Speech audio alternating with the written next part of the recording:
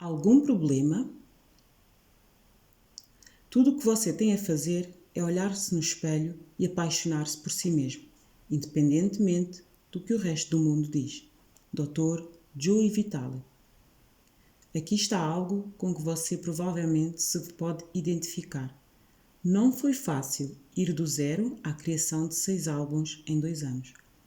Contratei profissionais para me ajudar. Daniel Barrett, principal vocalista da banda Porter Davis e produtor do Rubicon Studios, que segurou na minha mão no estúdio. Guy Monroe, um magno no treino vocal que me ensinou a cantar. Matthew Dixon, um monge do violão moderno e discípulo do Ho'oponopono, que me ensinou a tocar violão em um nível que eu tinha esperanças de conseguir. Sarah Mary, uma talentosa professora de canto e compositora, foi a primeira a ouvir as minhas canções originais e a incentivar-me. Também participei de um workshop com compositores, com 2 cantores-compositores famosos, Ray Wiley e Kevin Welch. Contratei Lee Coulter, cantor de primeira linha, para me dar dicas de canto e composição. Contratei Jay Frank, o autor de Hack Your Hit, para me dar consultoria na criação de música comercializável.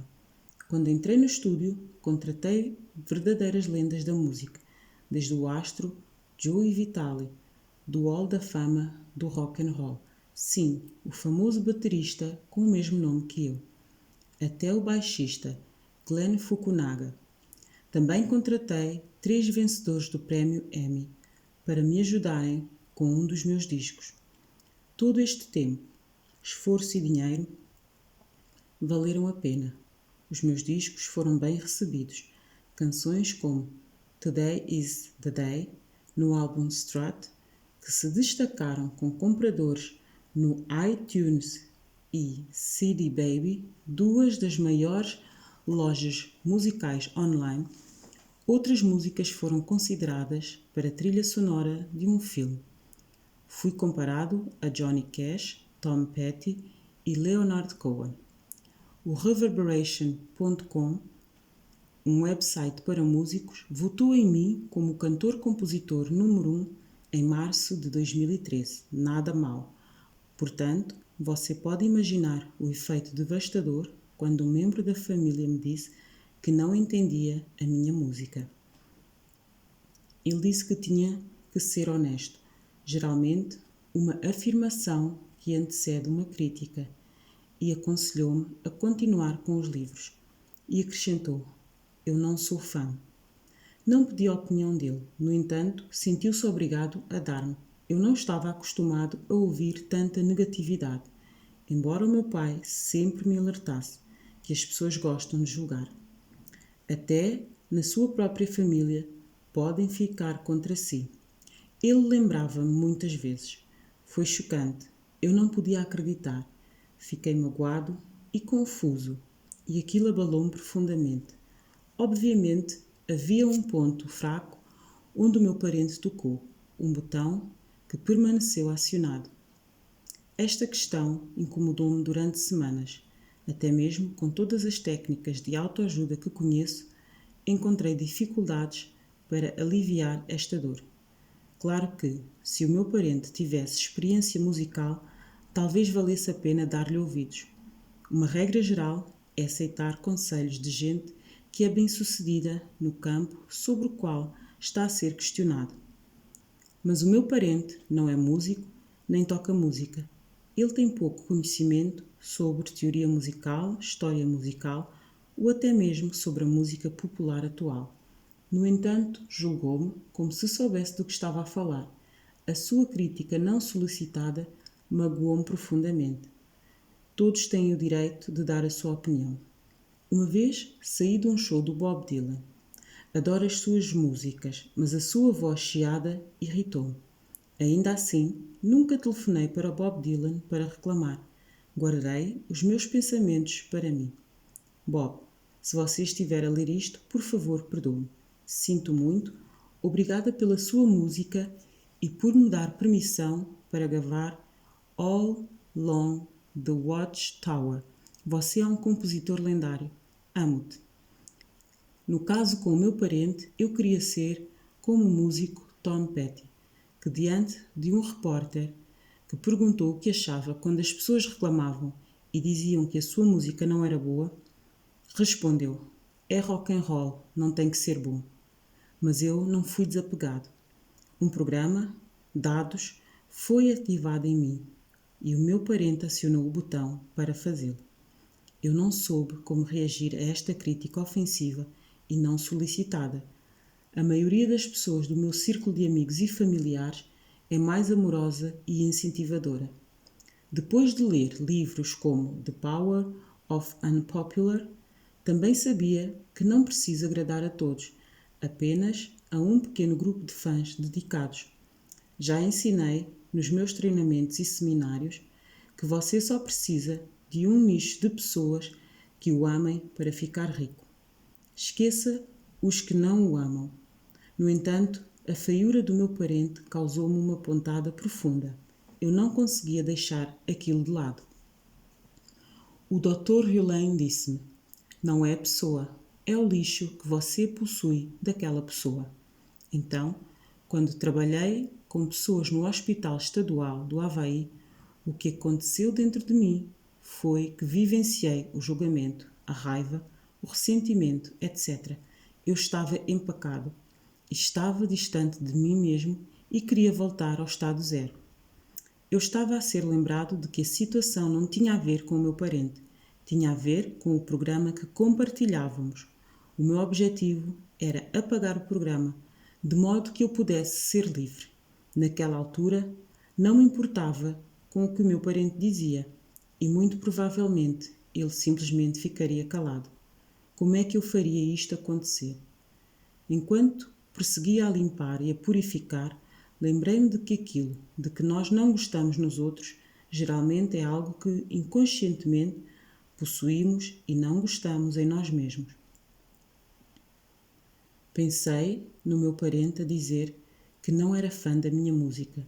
Transformei esta afirmação em algo que eu talvez dissesse e perguntei a mim mesmo: acredito nisto quanto à minha própria música?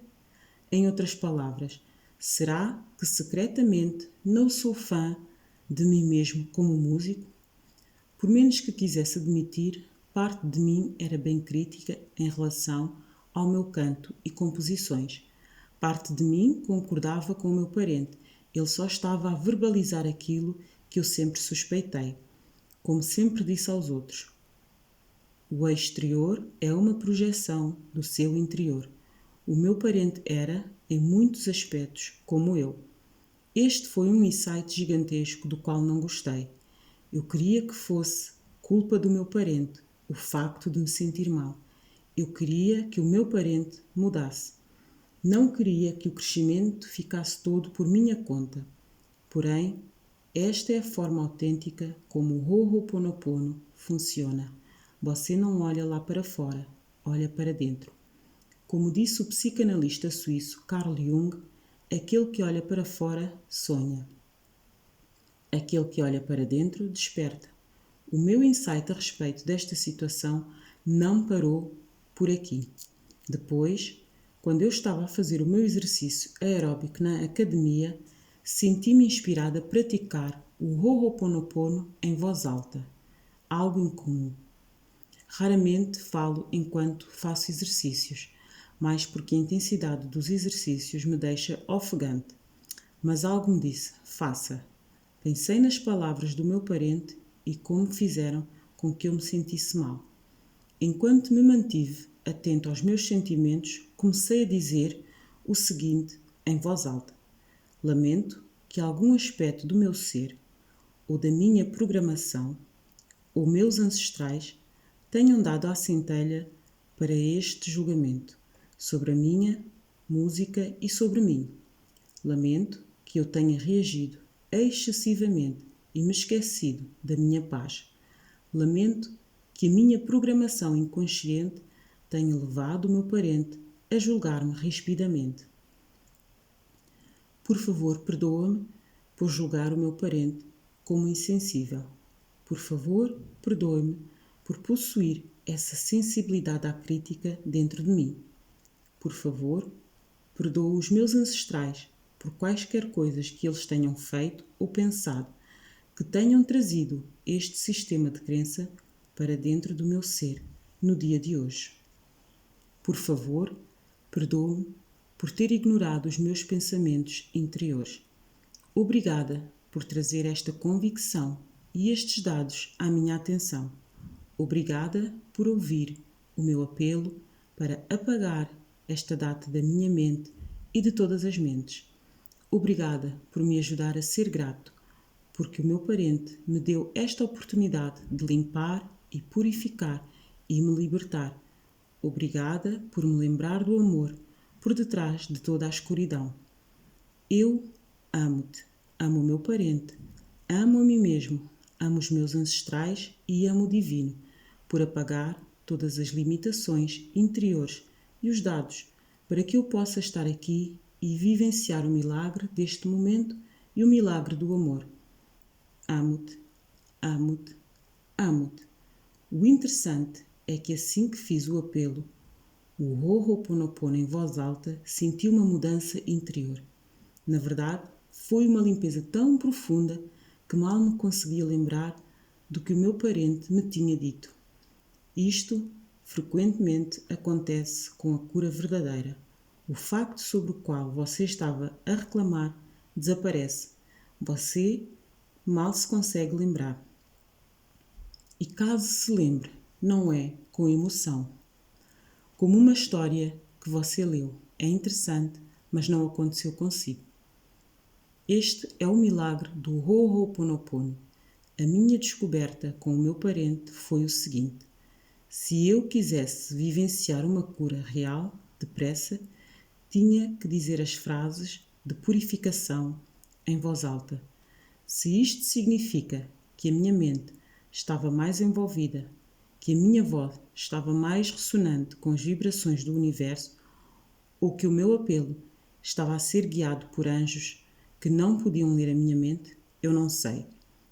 Clark Wilkerson, em 1968, no seu livro Hawaiian Magic, explica: foi observado, e é uma verdade divina, que, se você disser algo com desejo sincero e profunda emoção e gritar bem alto, aquilo será feito. Verbalizar o meu pedido ao divino em voz alta tornou-se um meio avançado, no entanto, simples e certeiro para obter a cura ou um resultado. O meu parente e o seu julgamento já não me incomodam mais. Não faço ideia se ele agora gosta da minha música ou não. Não me importo. Eu gosto da minha música. Não estou a tentar competir com grandes músicos. Estou apenas a tentar criar. E a partir dessa perspectiva, eu sou bem-sucedido. Em 2013, 10 das minhas canções foram indicadas ao Posie Awards, o Grammy da Música Positiva.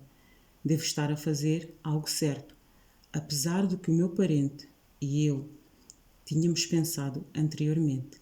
A minha purificação do programa que compartilhávamos limpou o caminho para o sucesso da minha música. Como sempre, a solução é purificar, purificar, purificar.